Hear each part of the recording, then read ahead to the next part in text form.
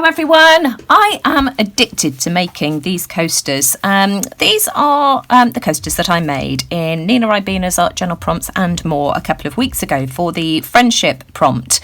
The embellishments that I used to decorate these were presents that Dee from Betsy Doodle had sent me for Christmas, and she sent me 4 of them, 2 of this style and 2 of this style, and I used those to decorate my coasters. And I said at the time that I would have a go at trying to make my own embellishments, and so of course I swiftly went shopping to do the rounds of all of the charity thrift shops, as you would call it in the US, charity shops here in the UK, to try and get my hands on lace and doilies to be able to use. And well, I went round so many charity shops and didn't find a single doily. Isn't it always the way?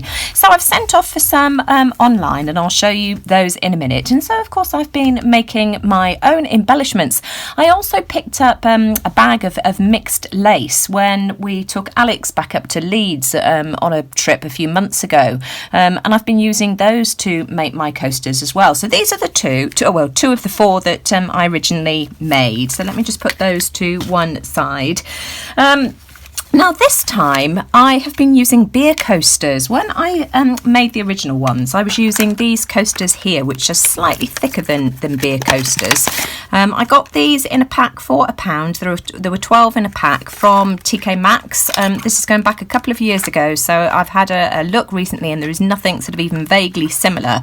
But I just wanted to show you that you can do a very similar kind of thing with beer mats. I asked our local landlord, or asked Stephen to ask our local landlord, whether he could spare me some round beer coasters, and he gave me a dozen of these, and I've decorated them in the same way as I did the previous ones. I've used let me just show you, the M&C Boutique paper pad here, which I picked up from the Works for £3. It's got the most gorgeous vintage papers in it, and I've decorated 7 of the beer coasters, and I've used a different pattern this time for each one, and I just absolutely love these. I just think they're gorgeous. I've painted them on the back in the same way as I did the previous one. This time I've got more texture going on. This is a very smooth finish here. This one I've dabbed it using a natural sponge just to try and get some texture, and I really like this effect as well. So that's how those look on the back. I've already attached my ribbons, and I've used the little flower that I used on the other ones I made as well, just because I think it finishes them off.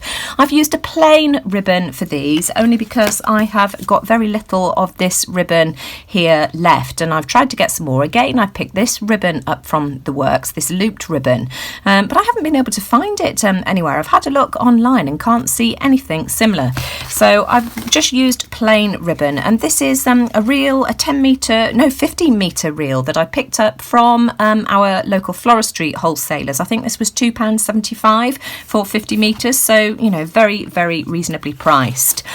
Then let me show you the doilies and things that I am going to be using. I have picked up a pack of, in fact I got 2 packs of these doilies. They come in a pack of 12. I got these on eBay, and they came from Ireland. They were £4.50 for a pack of 12, and I bought 2 packs, as I say, so I've been using those. I've also got this trim that I bought on eBay, and it comes in a metre length. This is 45 millimetres across, and it's called I don't know how you pronounce it, Gipure lace. So I've got some of that, and then because I couldn't find any crochet doilies in the charity shops, I had a look online and I found this tablecloth. It is absolutely huge, and I have been cutting the little miniature doilies apart, and it's ever so easy to do. All you do is sort of, you know, pull it apart, and you find the central link, and you just snip. Really carefully snip, and they don't fall apart. They hold up pretty well. So let me just do this one here as well. If you can find that central loop, you just take it apart, as I say, like this. Let's just finish this off so that you can see how I'm doing it. Do that one there as well. If you can hear a thud in the background, it's Alex's loud music. He's home from university, and I'd forgotten how how loud he plays his music.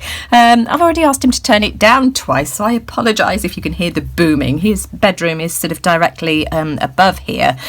So I've counted on this tablecloth. The tablecloth cost me $10.99, including postage, and I have got 240 of the larger little flowers, and then you've got these little connecting doilies as well, and there were 210, I think I counted, of the smaller ones as well. So you can use these in projects. So I've worked out that they are, they're costing about two pence a piece, which is just ridiculously cheap.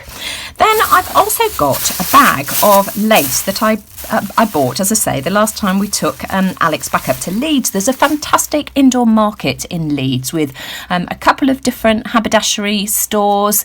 They had a craft market in there, and I think I shared some of the marbled cards from one of the children that was had a table in there. But I picked up all this gorgeous laces and trims. There's just some really pretty designs, and they were, I think, about £1.20 a metre or something ridiculous. I've got all these little daisies here in different colours, and this is my favourite one. I picked this up. I think this was slightly more expensive. This might have been, I don't know, £2.50, £2.99 a metre, but again, you can take these apart and use them individually. So here is one that I prepared earlier. So that's what I've put together, and I just think that's absolutely gorgeous. So not the same as the one that that Dee sent me, but I think just as pretty. I just think they're really, really pretty. And I've just layered all the embellishments. So I thought I would show you how I've been doing it. We can do one together if any of you want to have a try at this. So let me just switch off, have a bit of a clear away and organise my space, and I'll be right back. So here's some of the layered embellishments that I've been making ready to put onto my beer mat. I just absolutely love these. So as well as the little things, the embellishments that I pulled out, which I showed you earlier, I've also been using some bits and pieces from my stash. This is just a little chipboard flower that I bought. I've got some of these as well. So these ones came in a pack of 4. I think they were £1, again, from the works. I bought these ages ago. I've had these in my stash for goodness knows how long. I've probably got another packet of them somewhere as well. And then I've also got some of these again. These were £1 for 6 from the works again, and these are just perfect for adding. Here we go, there's one there, a couple more here too. They also come in this style as well, so those are really pretty. And I've also been using some bits and pieces from my jewellery stash as well. This is a shank button, and I thought that would look really pretty because it'll sort of nestle in the centre of the doily so that it will lay flat.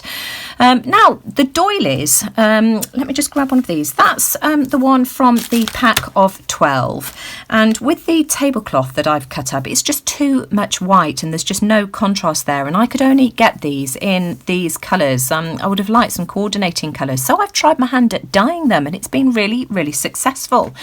This one here is coffee dyed, as is this one. I think that was my first attempt, and then I decided that I wanted it a little bit darker, and so I added another teaspoon of instant coffee. So this was just instant coffee in hot water, and then I poured it into a spray bottle. You can see that my water was still too hot, although I had left it for a while before pouring it in, but I've still managed to warp and melt my bottle. And then this one here is tea dyed. So again, I put a tea bag into some boiling water in a jug, and then when it was cooled down, poured it into my spray bottle. So that's come out a beautiful peachy colour. I just really, really like that. So that's how I've been getting around the contrast problem. I also had a go at dyeing one with distress ink. This is frayed burlap that I used for this, and it's gone sort of kind of a green colour. And now I don't know whether that's the actual colour of the ink, or whether I had actually got a bit of green left over on my craft mat. I'm not sure, but I just think that's really pretty as well, and that goes really well with that embellishment there. And the way I did that was I smushed some of the frayed burlap onto my craft mat, spritzed it with water, and then put the doily in it until it was well covered. To get good coverage, it needs to be quite wet, so then I just sandwiched my doily between a couple of pieces of kitchen roll, just to sort of really wring out the liquid, and then dried it with my heat tool, and it dried really quickly, a minute or two. That was all it took. So I'm just going to start assembling some of these. I've also made some of these embellishments here. In fact, I think I've glued that one together. I have. Some of these embellishments which Dee made, and she did this with garden twine. Now, it's a bit fiddly. Anne Alba sent me the link to a way that you can make these using a DIY, can't remember what you call this, and I've had a go and it's really fiddly and they're just a bit too perfect. I couldn't get the size right. This is how they turned out. I didn't like that so much. I prefer the sort of more random homemade way of doing it, and the way that I did it, you'll need your glue gun for this, is that I loosely wrapped it around my finger. In fact, I think I started at the end. 1, 2, 3, 4, 5, 6, 7, 8, 9, 10, 11, 12, 13. Let's have an extra one in there. And then cut it like that, slide it off, and then I sort of give it a twist and then tie it with another piece of string. Now, I did have a piece of string earlier to do that with. Let me just make myself a little space. So you're going to tie that together to keep it in one place. I think Dee said that the lady she found the idea from tied it with the loose pieces of string, but I just can't get that to work. I have given it a go. I just find it much easier to use a separate piece. So tie that in a knot and then trim off the excess bits. There we go.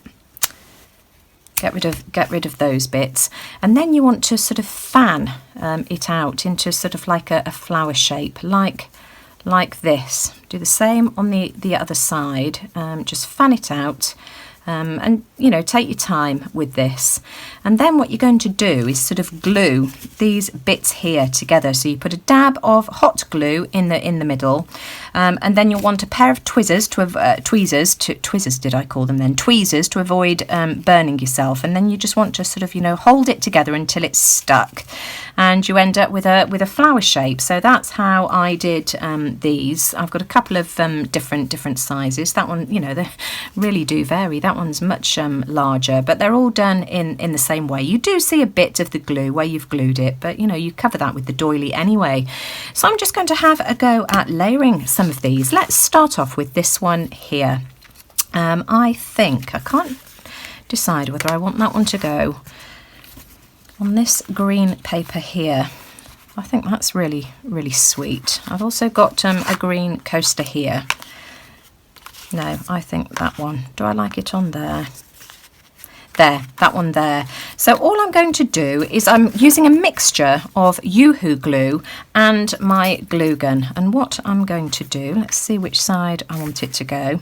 This one's got some loose threads, so I think we'll put the glue on there. And I just think that a glue gun on its own isn't strong enough to hold this in place, to avoid it coming apart. Glue guns are not really permanent.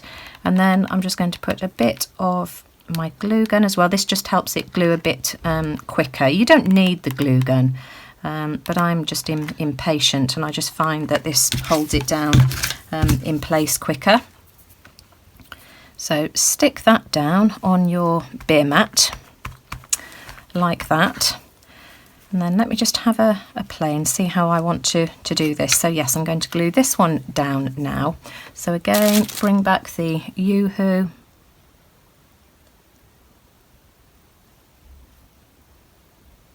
There we are.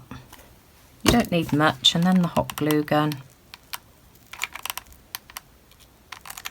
See, you can see I still haven't got round to replacing my hot glue gun yet. I keep saying I will, and I just never seem to get round to it. This one drips and makes a horrible mess. And then I can glue this one on here as well. This has already got a sticky pad on it, and I think I'm going to take that off just so that it's not quite as bulky. So we'll put some of that down in the middle. There we are. Another dollop of glue from the glue gun. I need to go and find another glue stick as well. And let's have a look and see how I want that to go. And so that's one finished. I just think these are so pretty. I just think they're lovely. So I'm just going to continue. I'll put this on fast forward and you can see how I assemble them, and then I'll show you what I've ended up with right at the end.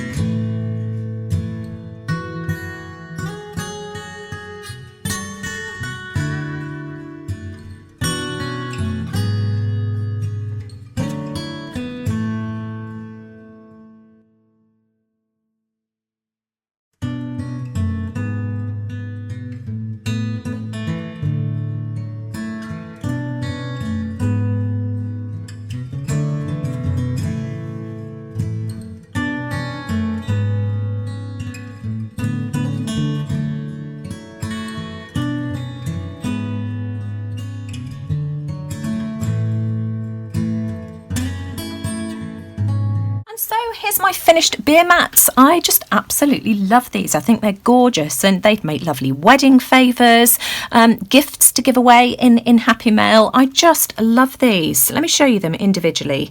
I love this natural coloured one. I think that's beautiful. And then this one here, the pretty pink one. This one was the doily that I dyed with coffee. This one, the doily was dyed with tea. Just love that with the little wooden chipboard embellishment. This doily was the one that I did with the distress ink in frayed burlap. And then I've got these two here that I'm going to put away into my Christmas stash. These look very Christmassy to me. I think it's because of the little flower embellishments that I put around the edges. They look sort of like a star shaped, and so I think those would look absolutely gorgeous, you know, hung on the tree, or again make a great Happy Mail gift to give away to your friends at Christmas time. This one looks very Christmassy as well. Love that. And then I've got a few embellishments left over as well, so I need to go and cover some more coasters. I will leave the link to the original video sharing how I prepared the coasters ready for the embellishments to go down.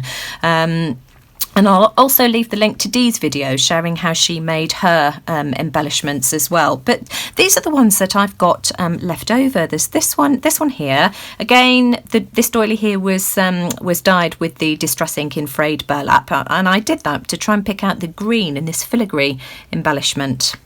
I've got the cameo one here, and again I think the cameo would look really nice on this natural coloured paper, this coffee coloured paper. I think that would go really well.